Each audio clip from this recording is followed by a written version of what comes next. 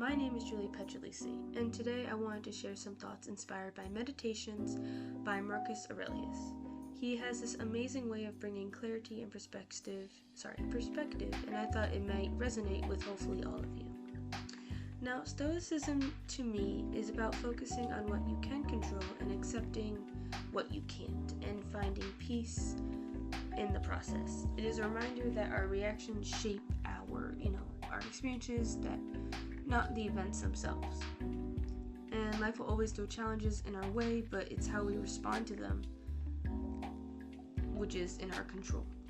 Now, one quote that really stuck with me from book 8 is, the first step, don't be anxious. Nature controls it all, and before long you'll be no one, nowhere, like Hadrian, like Augustus. The second step, concentrate on what you have to do.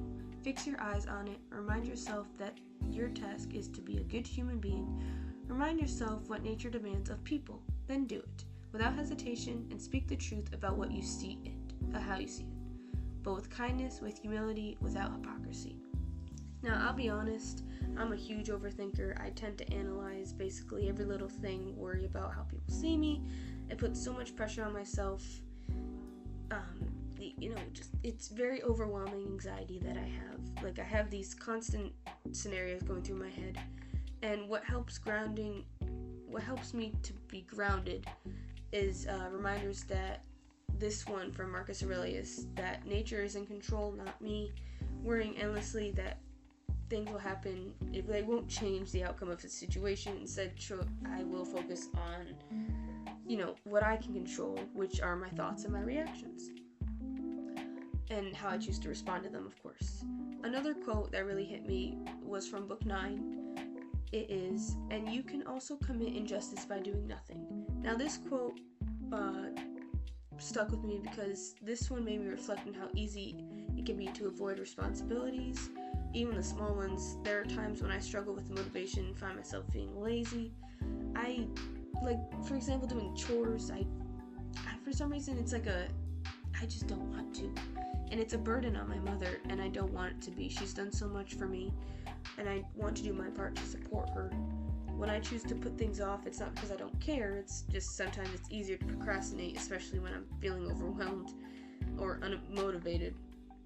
And that's doing an injustice to my mom, and I don't want to do that no more. This third quote is from book 2. Don't ever forget these things: the nature of the world, my nature, how I relate to the world, what proportion of it I make up, that you are part of nature, and no one can prevent you from speaking and acting in harmony with it always. This one actually made me think of a lot about self-care and self-worth, which I do not have. At least I don't think I have. Caring for myself in turn means caring for the world around me.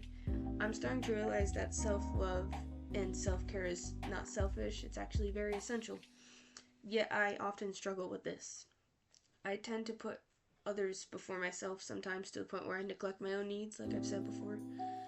Every time I think about the people around me, their well-being becomes my priority, while my own gets pushed aside.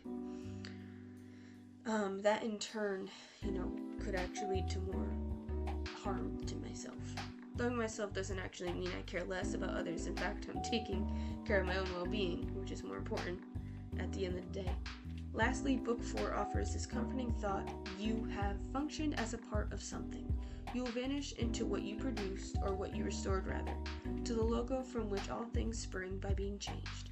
I carry the fear of being forgotten, or that I haven't left a good impression on someone, and it's about wanting to be remembered as someone who was kind, genuine, and who made a difference in the lives of others. And more than anything, I hope that lessons I've learned, especially about the importance of honesty and selflessness, can be passed on, because that is something I hold dear. I hold honesty to the highest priority.